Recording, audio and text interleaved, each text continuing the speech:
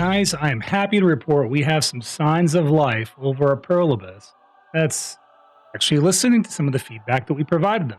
So we have talked about some options for PA to kind of help save their game a little bit. Now, I know it's a little late, right? But we did preface this last time with the fact that PA responds very late to things. It takes them, for whatever reason, it takes them like 2 to 3 months. I was expecting the earliest we might see something is like maybe late December, early January.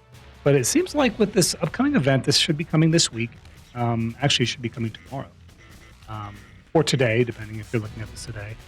We're going to be getting some of the stuff that we've talked about. So one of the suggestions you guys threw forward, and again, we did make sure that this video was passed over to Perlibus in Korea through our CMGM team here in NA. We did get confirmation at the very least that it was passed forward, right? So one of the things we talked about was having a Faru spawn randomly and drop some meaningful loot. So this is the Korean patch notes. I'm going to talk about these for a second, and obviously it's in Korean, but I've broken it out a little bit for you guys, so we'll just talk about it. So the first thing I want to bring to your attention is this is a Faru loot, right? The new Afaru event, this is an event that they're releasing now. I have seen PA use these events as sort of like litmus tests to see how it's going to affect their game, and sometimes they keep these things in permanently and sometimes they don't.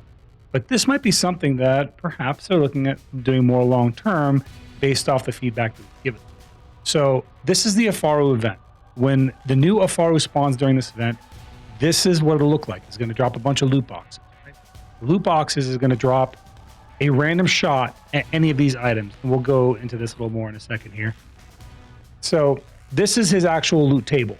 5,000 cron stones, 2,000 cron stones, 1,000 cron stones, 200 memory frags, 150 stack, all the way down to a 30 stack, 50 cron stones, a mystical feather, some memory fragments, and some other random things, right? This, a cron stone, a sharp.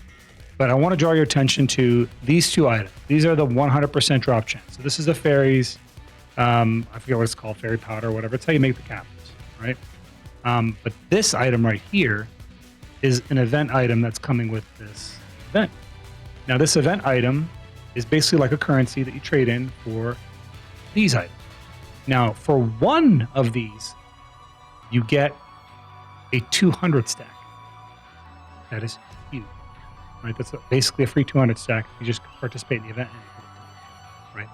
The other item that I want to draw your attention to, you can kind of look at these for yourself, 150 stack, 120 stack. It's in Korean, but it's really not hard to decipher, is this box right here. This box right here has a chance for you to get a 10 black star out of it. You can exchange it, looks like 5 times. All right. Now, let's look at this. This is the actual contents of that box. This is a 10 black star. This is a 10 black star. And I believe this is a try and a duo.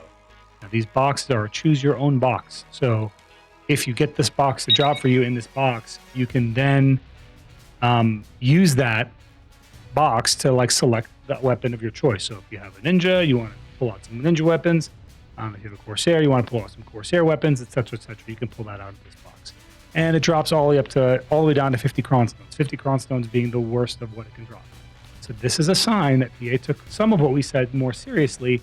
We're like, hey, you need to make a meaningful way for people to get cron stones out of the game available to us through the game. That's a sign. So some people will look at that and be like, oh, it's too little too late, or they'll complain about, the format of the event. Here is my thought process on this, and I need you guys to kind of really lock this one in. You can't ask for something and complain the way it's delivered, if it's delivered to you the way we ask, right? So we did ask for this in the last video. This was feedback from you guys, and they delivered on it. I would love to see them do this with bosses, have world bosses and field bosses drop a meaningful quantity of crons. I think that's the next logical step. I think that's another way to make the game's progression better. It doesn't solve the PvP problem. It doesn't solve the end game problem, but this is a step in the right direction. And again, we probably aren't going to see real meaningful solutions from Perlibus until probably early of next year to be complete. This, coupled with the node war changes, is signs that they are at least listening. Now, they listen slowly. Not that they listen slowly, it's more like that they're reacting. to the information very slowly. And that's just how Prolibus is. But these are good steps. I'm happy to see this. I'm hoping that they continue to do this in the near future. These patch notes should be in NA by the time you guys wake up. So hopefully that's available to you guys. All right. God bless you guys, and I'll see you on my next adventure.